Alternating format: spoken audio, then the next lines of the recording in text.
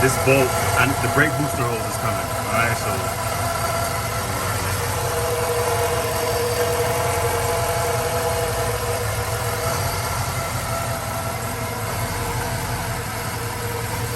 Clean this up.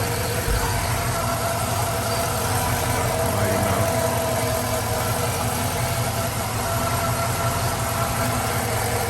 I want to get an AN line for this. Like that.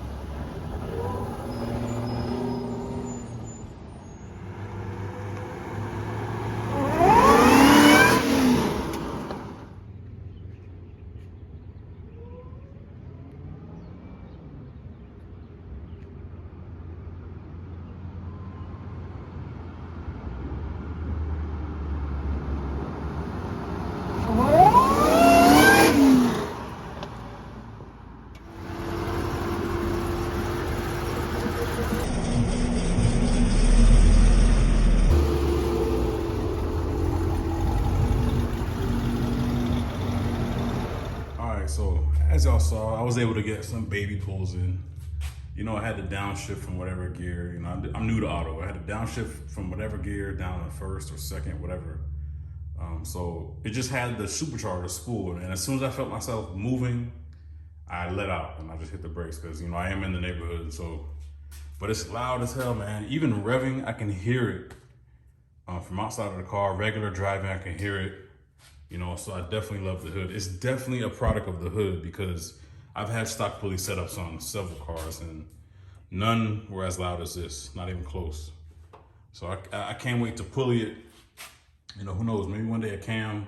I think when this trans goes, I'm gonna put a manual in it and go crazy with a cam, so we'll see. But, you know, one thing I have to note, I didn't know until it was, I was editing some video, this bulges, all right? If you look at it, if you look in this area and this area in the video, I put a little note in there for when it does it. You can see it bulging upwards, and that's just on 7 pounds. You know, 6, 7 pounds. I haven't looked, I have to log it and tell you guys what exactly it makes, but that's alarming, man. I don't know, if I was making like 10, 13 pounds, you know, the big horsepower guys making 20 pounds, I'd be worried.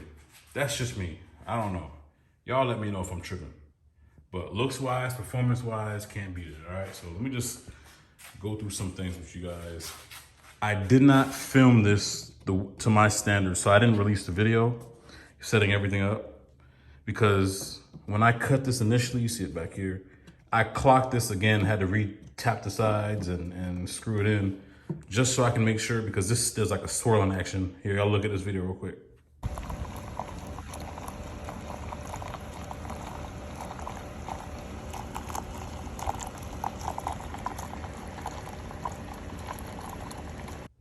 But yeah, y'all saw that swirling action. I wanted it to be clocked downwards, so this always feeds the pump, no matter what, right? And speaking of pump, I gotta fix up this wiring, make it look a little better.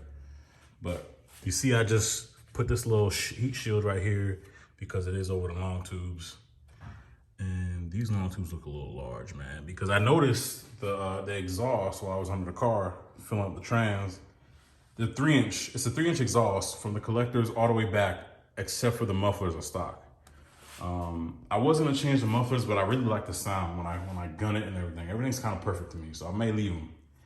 Who knows? Put some MagFlows in there, something that's quieter, you know. But yeah, this is the feed, all right? It separates, goes into here on the outsides, and then the hot fluid comes out this way, all right? And goes back up in there, comes back down, does the whole thing again. So pretty straightforward.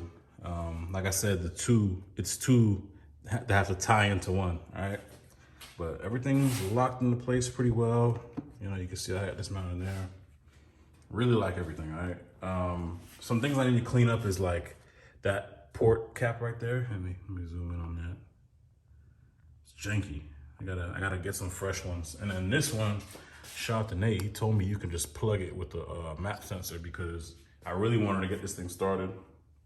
But Amazon, this was supposed to be delivered on, I think the 17th or 16th or something like that. But once I paid and everything, the delivery date changed to the 21st. So I had to end up overnighting this from Summit just so I can test drive it and everything, make sure everything's good. That's why I saw the bolt in the earlier videos, because I was only able to back it out without brakes, you know? So, but yeah, I gotta clean this up a little bit. As y'all can see, the Mighty Mouse, really nice stuff, 10-AN line off the oil filler cap. I had to cap the fresh air. It wraps around the back, but I gotta get a longer hose, and then I have a 120-degree angle one for this, so it'll sit and look a little better.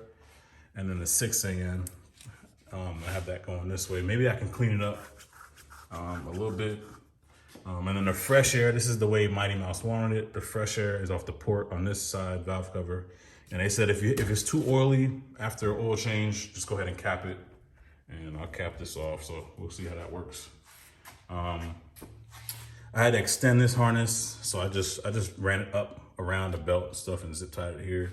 Maybe I'll clean that up when I get a chance. But you know how you got to make sure everything's running first before you start tucking stuff like that, you know. What else? Same with the map. The map sensor was here. So I had to cut that and extend the wire all the way over here. All right. But other than that, it was pretty straightforward, man.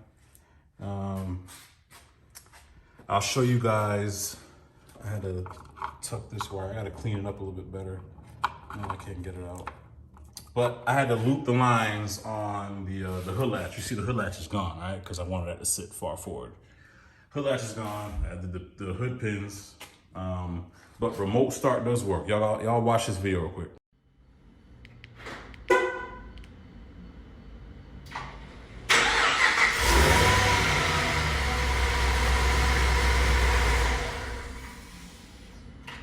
All right, now that y'all see the hood latch and everything works, I just had to splice the ground and the purple wire together, all right? Because the purple wire, the purple wire is hood latch closed. The yellow one is hood latch opened. I may get that backwards, may not, but I'm pretty sure it's purple I tied into ground, all right? To get that to start. But yeah, I initially thought my AC works. It does not work. I don't know if it's in the tune, because I never cracked the AC open. A line on the bottom was very hard to pop in a harness, so maybe I have to revisit that. Maybe I didn't get it in flush or whatever. But I need that AC. I need that. This power steering, I just cut the bracket, but I cut it at night. All right, so I didn't want to make too much noise. But what I'm gonna do, I'm gonna cut this flush, grind it down a little bit, paint it black, so everything looks nice. Yeah, it's pretty much good to go. Hopefully I can get on a dyno with Rhett. I pretty much got it in a drivable condition. I won't be beating on it too much until he gets his hands on it. But yeah, I love the car, y'all. I have zero complaints about it. I love this Kong lid. If I had to buy it again, I would. Just looks and sounds alone, looks and sounds alone. I have zero complaints. I'm a big fan of this car. I think this one's gonna stick around for a while, but I just want to give a quick shout out to all the people who support me, who send me messages, who send me emojis, whatever. Y'all keep me motivated, man, because this has been a hellish 2 weeks. Lack of sleep, cuts, bruises, bangs, rolling around the concrete, joints falling apart, whatever, It's been a ridiculous 2 weeks. I don't think I'll ever do a rapid fire build again, man. I'm too old for that shit, bro. But like I said, I had people from all over the country. I had somebody from Australia say he's been watching every video. He's been keeping tuned. Shout out to you. That shit keeps me going, bro, because y'all just want the content, which is cool. But y'all don't see the behind the scenes, man. I still got family and all that randomness and craziness during the day and having to make peace, and y'all get it. So I'm not complaining at all, man. I just want to shout y'all out, my subscribers. I think I have the same amount of subscribers as I do with followers on Instagram. So all of y'all are probably on my Instagram, but shout out to every single one of y'all, all right?